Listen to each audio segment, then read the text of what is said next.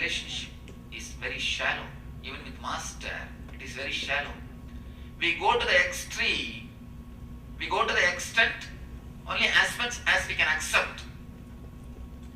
As long as he is not touching our ego, whatever he says is truth for us. We accept. We shake our head, oh, it is great. He's a great person, he's a great Swami, he's a great Mahatma, he's a great saint, and what not. We have all the great words. The moment the person touches our ego, the moment you are not given the front row, the front row is the big idea. The front row, as the VIP seat, immediately we say, oh, I think his teachings are not for me. That's the first word. The next, I think what he is saying is not going to work for others also. Then we have our own words. As long as our ego is satisfied, things go well. That's what I tell many times. Don't think I am a master, you are a follower. Many times you only behave as a master and I have to follow. I am a follower. That is what actually happens. Ramana Maharshi says beautifully. When people come, they are disciples. After some time, they become masters. That's what actually happens. After some time, and one more thing, the important thing, the masters are such innocent beings.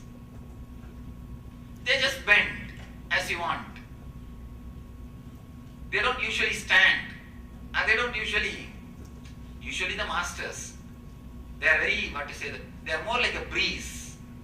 They are not like a tornado. They are just like a breeze. They say, all right, if that is the case, do it as you want. Somebody goes to Ramana Maharshi and asks him, Master, what should I do for enlightenment? Bhagavan says, do self-enquiry. Enquire, who are you? After a month he comes back. It is too difficult, Master. Can I do something else? Can I do meditation? Bhagavan says, all right, do. What can be done? After a month again this guy comes back and says, can I do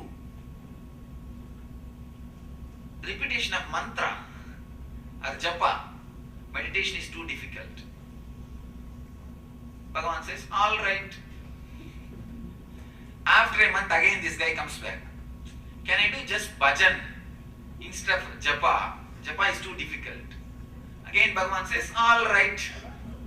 What can be done? Again after a month this guy comes back and says, can I do puja? I think that is the best thing for me.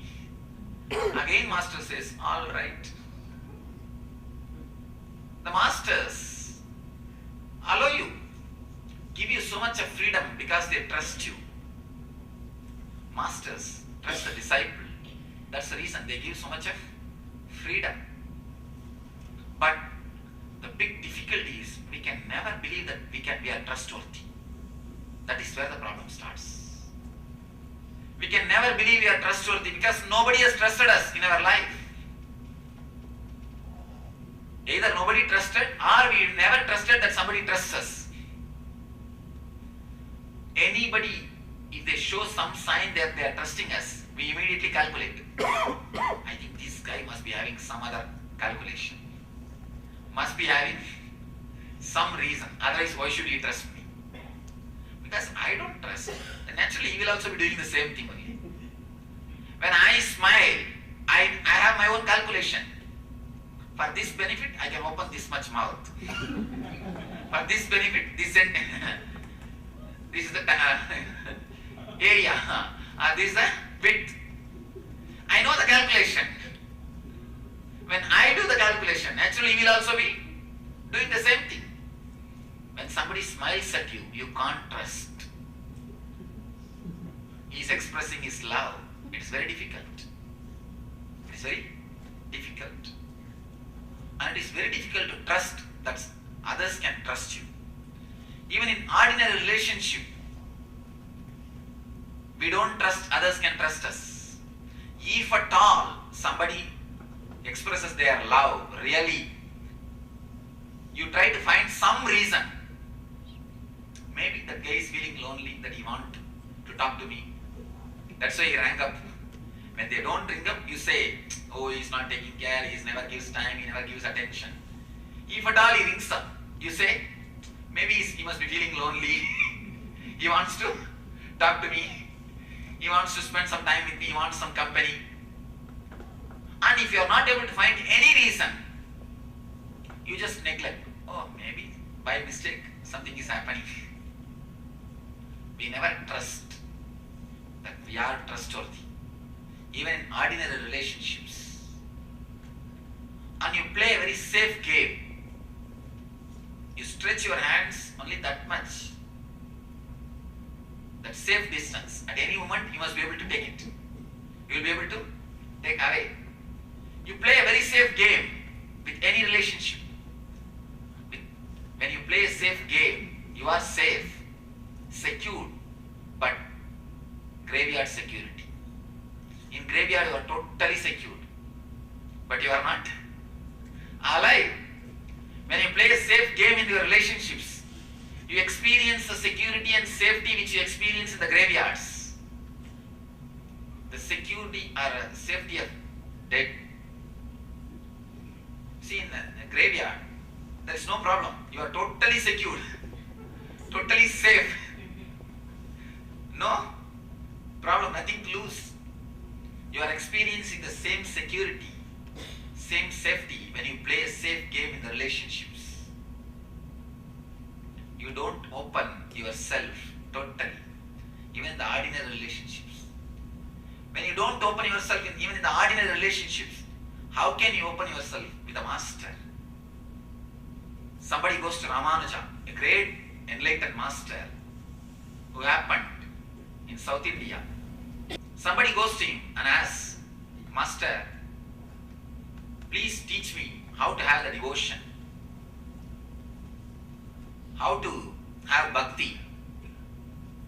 Ramanuja says, have you fallen in love with anybody?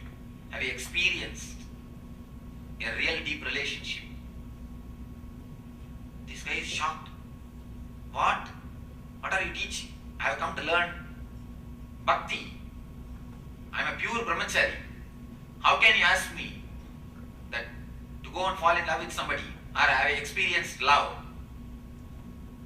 Ramanuja just laughs and he says, if you can't fall in love with somebody whom you are seeing every day, people who are seeing every day, with whom you are relating every day, how can you fall in love with somebody whom you have not seen? God. If you can't love your wife, I tell you, really you can't love your God. Because every day you are seeing that person. If you can't relate with that person, how can you relate with God, whom you are not seeing? If you can't love your husband, if you can't love your kids, never think you can love God. All our devotion is escapism. And I tell you, all our so-called devotion is nothing but having pet animals. When you can't love your husband or wife, human beings, you start having pet animals to vent, to express your being, to open up. Same way, all our puja, all our gods, all our gurus are nothing but pet animals. Be very clear. Don't keep gods and gurus as a pet animals. They are not supposed to be kept as a pet animals. If you look into the psychology, if you look deeply into the whole system, really our God or our Guru or our meditation, everything is pets for us. As long as they obey what we say, we keep them. The moment we feel that they are not obeying us, they are not obedient to us, they are not practical for your day-to-day life, you say, enough. I think this master is not for me. After that we say, I think this master is not at all master. After that we start judging. The masters again and again teach you, don't judge. But you start judging the masters. These are some of the wonderful dramas we do with the masters. The modern men can never understand or relate to the word master-disciple relationship. And this is the relationship which is more stronger, which is more solid than all other possible relationships put together. Ramakrishna says beautifully. He says, attachment towards the money, a miser. The miser's attachment towards the money, and a chaste wife's attachment towards the husband, and a friend's attachment towards his close friend. All these three put together and something more is what he calls bhakti, or the relationship between master and the disciple. Only then you are really connected. When you are really deeply connected, there can be no side effect, after effect, except bliss. Except bliss, nothing else can happen. There can never be suffering in the master-disciple relationship. If at all there is suffering, please be very clear, it has not happened. The relationship has not yet happened. If there is suffering, means the relationship has not yet happened. You are just playing in a superficial way, or you are dating. Dating with the master, that's all. You are not really relating with the master. You are just outing, nothing else. See, it is very superficial. Dating is very superficial. Today you can go, tomorrow you can just say bye. No. But in the real relationship, it's a deep commitment in the Saptabadi. Saptabadi means the 7 steps which they take at the time of marriage. That's a beautiful slokas. All of you should understand. Nowadays usually we don't even know the meaning, because only Purohits get married. See, those guys chant and put the Mangal Sutra, that's all. You simply witness and pose for photograph and come back. We don't even know the meaning of those mantras. It's a wonderful mantras which says, actually the concept of marriage, a relationship, is very clearly explained in that mantra. When the other person is in depression, you are supposed to take care of him as a mother. When she is in depression or low mood, you are supposed to take care as a father. That's all. That's all is the whole relationship. And very clearly it says, except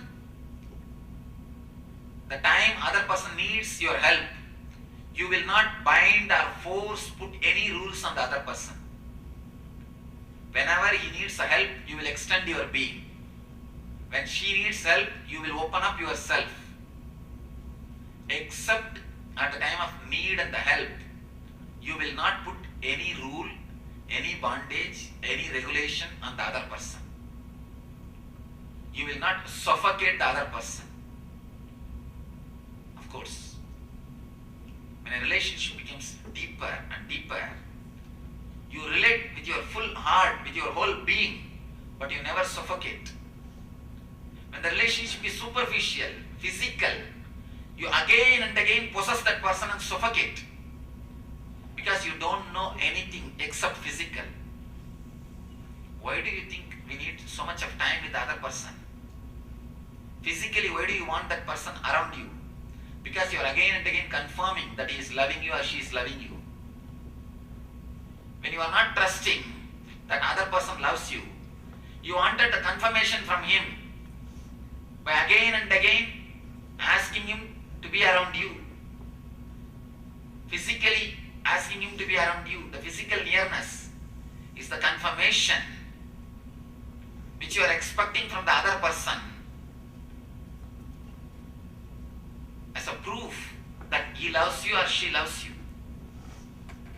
When we don't trust, when our relationship is superficial, it is only physical.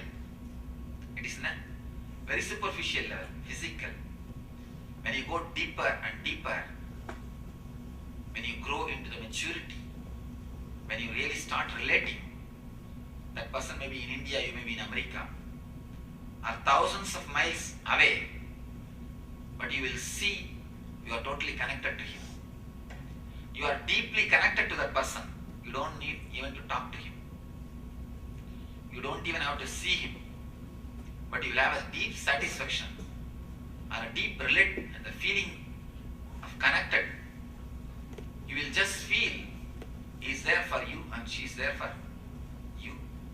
You will feel totally connected. If you can feel really connected, even your husband and wife relationship can become path to enlightenment. Even that can transform you. That can become a real spiritual practice. When we can't relate with our own people, how do you think you will be able to relate with God? No, never. Only when a relationship becomes mature, only in the deeper level of relationships, the Zen stick is used.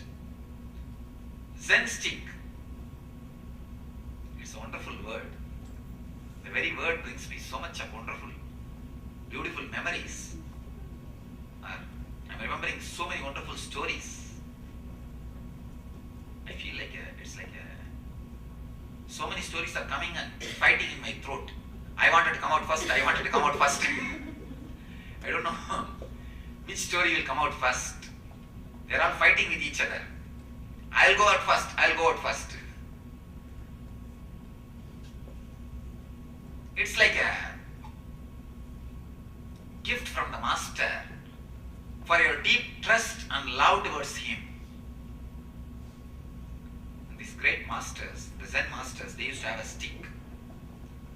And when a disciple needs to become aware of something, if he is not listening the teachings properly, he is sitting in the class or sleeping, or he is not understood something properly, they take the stick and beat the disciple. They just throw the stick on the person. It is done with so much of love, with so much of care, only to the persons who are very close to the master, or towards whom really master feels concern, or he really feels caring. Only towards them the stick is used. You can't use the stick towards anybody and everybody. They will sue you.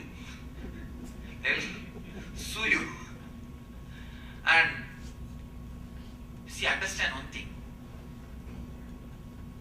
Using the words and scolding is different. And physically using the stick is totally different. Physically a master has to use the stick means what intimacy will exist. What kind of relationship would have happened between that master and disciple? How beautiful it would have been. How I can say that. That must be the much deeper than beloved relationship. Much deeper relationship than between beloveds.